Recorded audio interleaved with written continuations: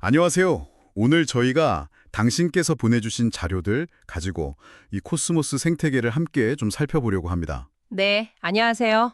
이게 흔히 블록체인의 인터넷이다, 뭐 이런 말 많이 하잖아요. 네, 그렇죠. 왜 그런 별명이 붙었는지, 또 이게 당신께는 어떤 의미가 있을지 한번 좀 파헤쳐 보죠. 네, 좋습니다. 코스모스는 사실 하나의 블록체인이라기보다는 여러 독립된 블록체인들이 있잖아요. 네네. 이것들이 어떻게 서로 소통하고 가치를 주고받을 수 있을까? 여기에 대한 아주 흥미로운 그림을 보여주는 것 같아요. 그 핵심 원리를 오늘 좀 들여다보면 좋을 것 같습니다. 네, 그럼 바로 한번 시작해 볼까요? 코스모스. 그러니까 비트코인이나 이더리움 같은 애들은 각자 그냥 혼자 돌아가잖아요. 네, 그렇죠. 고립되어 있죠. 근데 코스모스는 얘네들을 이렇게 연결하려는 좀 큰 그림을 그리고 있다? 뭐 이렇게 이해하면 될까요? 정확합니다. 마치 서로 다른 언어를 쓰는 시스템들을 이어주는 뭐랄까 번역기 아니면 중간 허브. 허브 역할. 네, 그런 역할을 한다고 보시면 돼요. 그렇군요. 이걸 가능하게 하는 핵심 기술이 한 3가지 정도 있는데요. 3가지요? 네, 합의 엔진인 텐더민트, 그리고 개발 도구인 코스모스 SDK, 마지막으로 제일 중요한 게 이제 블록체인 간 통신 규약 IBC입니다. IBC, 인터 블록체인 커뮤니케이션, 맞죠? 네, 맞아요. 그래서 코스모스 허브라는 어떤 중심축을 두고 존이라고 부르는 독립 체인들이 이 IBC를 통해서 데이터를 주고받는 거예요. 허브 앤 스포크 모델 같은 건가요? 네, 비슷한 구조죠.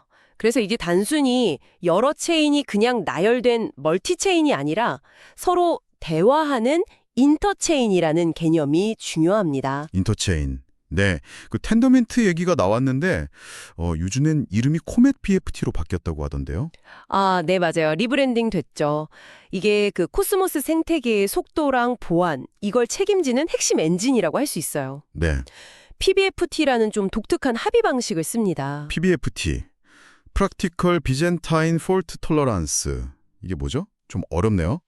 네, 용어는 좀 그런데요. 쉽게 말하면 참여자 중에 일부, 한 3분의 1 미만 정도가 약간 문제를 일으키거나 배신을 해도 전체 네트워크는 빠르고 안전하게 딱 합의를 볼 수 있게 만든 시스템이에요. 성 안에서 회의하는데 몇 명이 딴짓해도 다수결로 결정하는 뭐 그런 느낌. 네, 비슷한 비유입니다. 가장 큰 장점은 즉각적인 완결성이에요. 완결성. 네, 한 번 딱 합의가 끝나면 그 거래는 바로 확정돼서 되돌릴 수가 없는 거죠. 비트코인 같은 경우는 좀 기다려야 하잖아요. 맞아요. 몇 컨펌 기다리고. 네, 근데 이건 바로 확정됩니다. 물론 그 과정이 제안, 예비투표, 사전합의, 확정 이렇게 좀 여러 단계가 있긴 한데요. 복잡하네요. 네, 그래도 결과적으로는 아주 빠릅니다. 근데 단점도 있어요. 어떤 거죠? 이게 모든 검증인들이 서로 계속 엄청나게 통신을 해야 하거든요. 그래서 네트워크 참여자가 너무 많아지면 좀 비효율적이 될 수 있어요. 그래서 검증인 수가 좀 제한적인가 보네요? 네, 보통 그래서 수십 개 정도의 검증인 그룹으로 운영되는 경우가 많습니다. 최적화된 거죠? 그럼 이 생태계에 당신이 직접 참여하려면 어떻게 해야 하는 건가요? ATM 토큰 스테이킹 이 얘기를 많이 들었거든요. 네, 맞습니다. 그게 가장 대표적인 참여 방법이죠. 코스모스 허브의 기본 토큰이 ATOM인데요. 네. 당신의 ATOM을 이제 신뢰하는 검증자, 밸리데이터라고 하죠. 이분들에게 위임, 델리게이트를 하는 겁니다. 맡기는 거군요. 네. 그럼 그 검증인이 네트워크 보안에 기여하면서 보상을 받는데 그 보상의 일부를 당신께 나눠주는 거죠. 그럼 이자 같은 걸 받는 거네요. 얼마나 받을 수 있나요? 자료를 보면 지금 현재 연간 이자율 APR이라고 하죠. 이게 대략 한 15%에서 18% 수준인 것 같아요. 물론 이건 계속 변동하고요. 꽤 넘네요. 네. 근데 검증인이 여기서 수수료를 좀 가져갑니다. 보통 5%에서 10% 정도. 그걸 떼고 나머지를 받는 구조예요. 어떻게 하는 건데요? 뭐 앱 같은 게 있나요? 네, 케플라나 코스모스테이션 같은 지갑 앱들이 있어요. 이걸로 아주 쉽게 위임할 수 있습니다. 보상은 쌓이면 직접 수령, 클레임을 해야 하고요. 자동으로 들어오는 게 아니고. 네, 근데 요즘엔 자동으로 재스테이킹 해주는 검증인들도 있긴 합니다. 편리하겠네요. 그런데 보상이 있으면 항상 위험도 따르잖아요. 슬래싱이라는 걸 조심해야 한다고 들었어요. 네. 아주 중요한 부분입니다.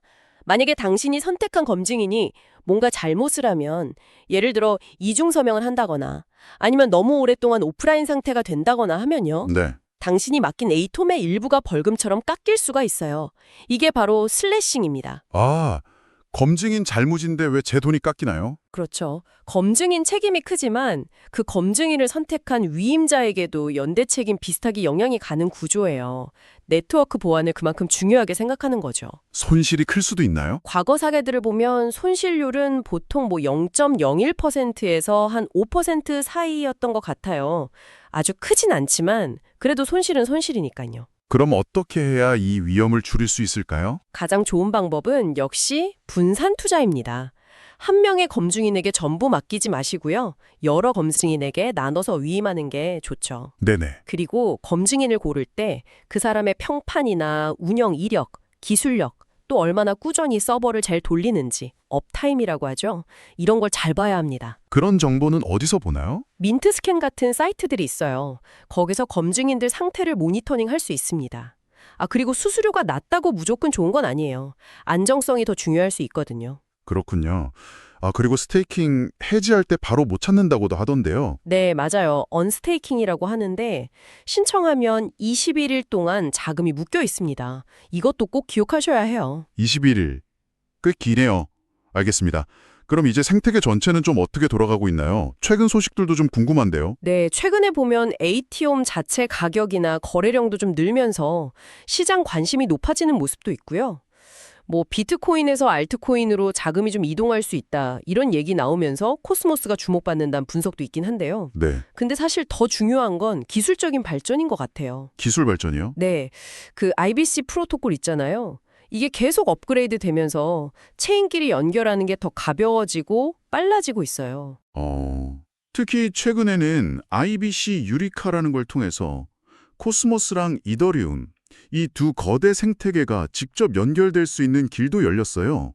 이건 정말 큰 의미가 있습니다. 와, 코스모스랑 이더리움이 직점이요?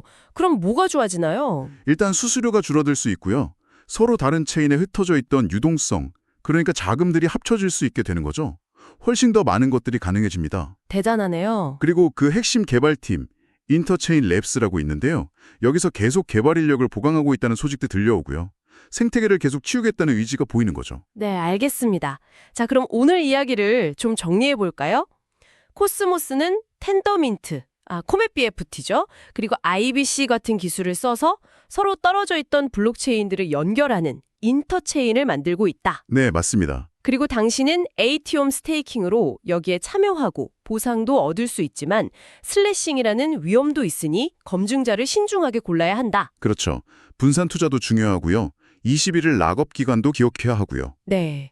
그리고 기술은 계속 발전해서 이더리움 같은 다른 큰 네트워크와의 연결성도 계속 좋아지고 있다. 이런 얘기였네요. 네, 핵심은 결국 그 고립된 섬 같은 블록체인들을 하나의 거대한 상호 협력하는 네트워크로 만들려는 시도라고 볼 수 있겠습니다. 네. 자, 마지막으로 당신께 한번 생각해 볼 만한 질문을 던져보고 싶습니다. 네, 어떤 질문이죠?